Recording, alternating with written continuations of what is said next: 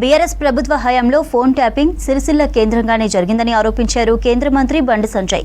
పెద్దవాళ్ల ఫోన్లో ట్యాప్ చేస్తే కేటీఆర్ కు తెలియకుండా జరుగుతుందా అని ప్రశ్నించారు.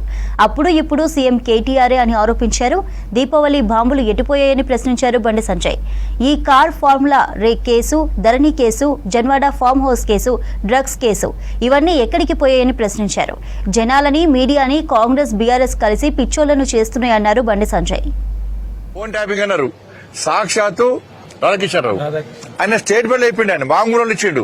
నేను కేసీఆర్ చెప్తేనే ఫోన్ ట్యాపింగ్ చేసిన అని చెప్పి క్లియర్ గా వాంగ్మూలంలోనే చెప్పిండు. ఇది అఫీషియల్ రికార్డ్. అది మరి అడిగినప్పుడు కేసీఆర్ కనీసం నోటీస్ ఇక చూడు రేపే రేపే రేపే రేపే అన్నారు కదా. మళ్ళీ అధిష్టానం పోయి కేసీఆర్ ఏం కావాలో ఏం చేయాలో చేసిండు కదా. Phone tapping close. ఆయన సిరిసిల్ల కేంద్రంగా ఫోన్ ట్యాపింగ్ జరిగిందంటే సిరిసిల్ల కేంద్రంగా కేసీఆర్ కొడుకు ప్రమేయం లేకుండా, కేసీఆర్ కొడుకు తెలియకుండా సిరిసిల్ల నుంచి అంత పెద్ద మిషనరీ పెట్టి ఫోన్ ట్యాపింగ్ జరిగే ఆస్కారం ఉందా? ఫోన్ ట్యాపింగ్ కేసీఆర్ కొడుకు తెలియకుండా జరిగే ఆస్కారం ఉందా? సిరిసిల్ల నుంచి ఒక అధికారిని సిఐను డిఎస్పీని అరెస్ట్ చేసి లోపడేసాడు. ఆయన ఎక్కడ? సిరిసిల్ల. ఎక్కడి నుంచి ఫోన్ ట్యాపింగ్ చేసిండు? సిరిసిల్ల నుంచి చేసిండు. సిరిసిల్ల ఎమ్మెల్యే ఎవరు? సిరిసిల్ల మంత్రి ఎవరు? ఈ రాష్ట్రాన్ని ఏలింది ఆయన కదా.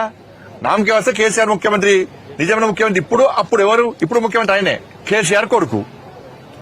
ఆయన జరగకుండా జరిగిందా ఫోన్ ట్యాపింగ్ అనేది? అయిపోయిందా? ఫోన్